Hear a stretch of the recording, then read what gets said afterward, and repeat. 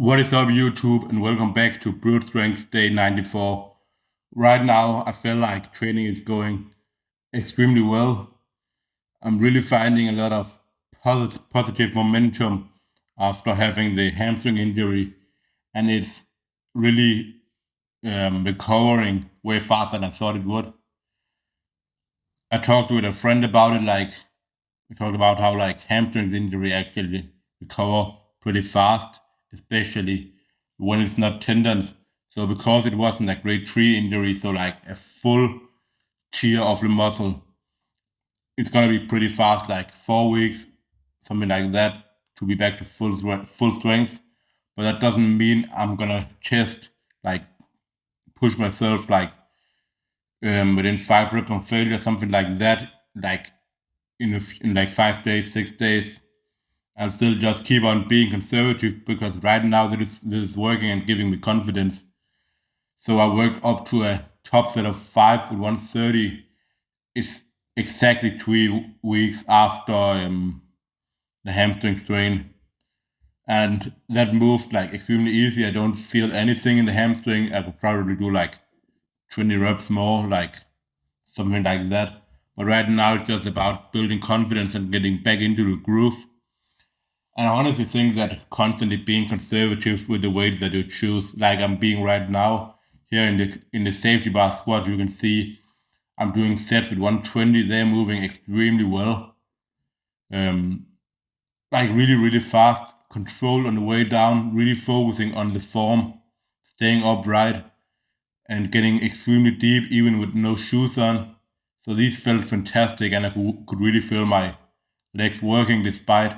Like this set here is the last set of 8, 120, and I felt like I could do 20 reps or something like that. Like you'll see that these reps are like all the same tempo on the way up. So there's like no strain at all on these reps. Like when you don't slow down, you're like way, way far away from failure. So, but for me, like I feel like this kind of work is like a lot of people just overlook the importance of it. That it actually plays a really big role because strength is as much of a skill that it is about training hard, and you're only going to be able to really focus on the skill part when you're not training to failure constantly. And also, as I've said before, you might get more stimulus from a set taking all the way to failure on a squat, but you're gonna get way more fatigue if you're stopping 3 or 4 reps away from failure in a big exercise like squat or deadlift. You're still gonna get a lot of stimulus, but you're gonna get pretty low fatigue, like lot less fatigue. And here we're talking about fully CNS specifically, because a lot of the time you're not gonna be sore. You're not gonna be sore from just one set of squat or deadlift to failure, unless you're doing like something insane. But if you're doing like 5 reps, 6 reps, something like that, or 3 reps or something in that manner, it's not going to be your muscles that are tired. It's going to be your CNS that is tired, and that takes longer to recover than your muscles.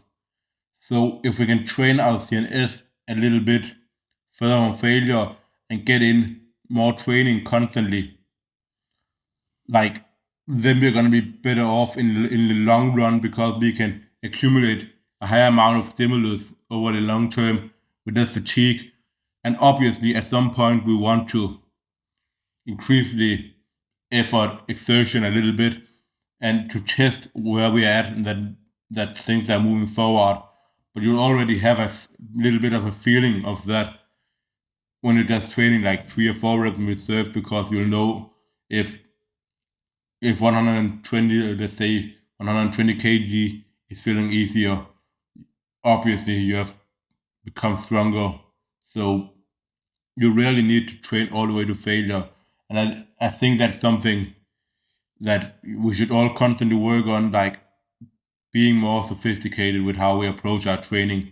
And then we can push like accessory exercises all the way to failure. And it doesn't even have to be all sets still, like to build muscle. Um, like for example, if you saw my set of leg extension. Before that, I did 3 sets of 8 before doing an AMRAP unbroken of 16 reps. So only 1 set to failure, but I'm getting a total of 40 reps. Let's say I did 2 sets of total unbroken reps. I might have done 16, 14, 12, something like that. And that is only going to be 2 more reps than I did, but it's going to be 3 reps to failure, 3 sets to failure. So a lot more fatigue, but only 2 more reps. And that's why I'm choosing this approach that I have. And then I'm actually going to be able to have another day within the week where I'm also doing leg extension and I'm able to do pretty much the same thing that I do because I don't just totally destroy myself in one training. Now moving on to arms. So preacher curls felt extremely good. I talked about how Thursday my preacher curls were shit, and it might be because of the helm throw and the chin up that I did. And I can say that it's definitely because of that. Because on this training they moved extremely good, slow and controlled on the way down, with a little bit of a pause in the stretch position to make sure I get the full stretch, which is extremely important in the preacher curl. Um, and even then, I was able to get 3 sets of 12 with 1 rep in the tank on the last set. Like, definitely 1 rep in the tank for sure. I can guarantee that.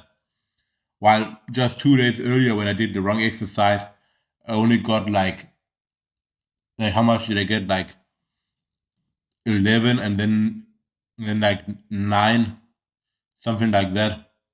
So way, way, way, way better. So yeah, you can see that this rep here, like it looks slow, but I know personally for me, I have done way slower reps. One of the things I know about um, biceps as well, like talking on the topic of like going to failure on the lift, is that I fatigue extremely fast. So 1 set of failure on the biceps for me can easily take away 5 reps.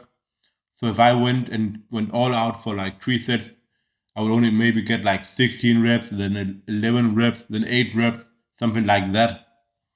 That is actually realistic, even though it sounds crazy that I dropped so much in performance. But you can see I went from like AP 6 to like AP 7.5, 8, and to AP 9 in just 3 sets where I wasn't going to failure. And I had 5 reps, 5 minutes rest between each set, and still I end up dropping so much in performance. Lastly, the tricep extension here, tricep push down, 3 sets of 9 with 91 kg, and the last set was easier than just 3 days. No, let me think. When did I last do them? I did them on I tricep Tuesday, Wednesday, Thursday. Yeah, and on Tuesday, the last week I did these, and I did 3 sets of 9 today, Tuesday last week. So that was just 4 days before this training. I did 9, 9, and 8, and the 8th rep was honestly harder than the 9th rep was here. So that is a really good sign of progress. And the goal here is to be able to do like a fucking set of 20 with this type of form. But I'm slowly gonna just build up the volume. I'll probably do maybe like 5 sets of 8 the next time, and just make that move like extremely easy. And then I might test like a set of 10 and a couple sets of like 7, something like that. Just because then I know I've done a set of 7, I know I have done a set of 10, and that's some type of progress, and then I can just get in like a lot of easy volume work with like some sets of 7. So that is one approach that I'm going to use in order to be able to get in a lot of training now that I'm doing tricep 5 times a week and still be able to recover. So yeah, hopefully we can keep this momentum going for a while. And I'll see you all for day 95. I'm out.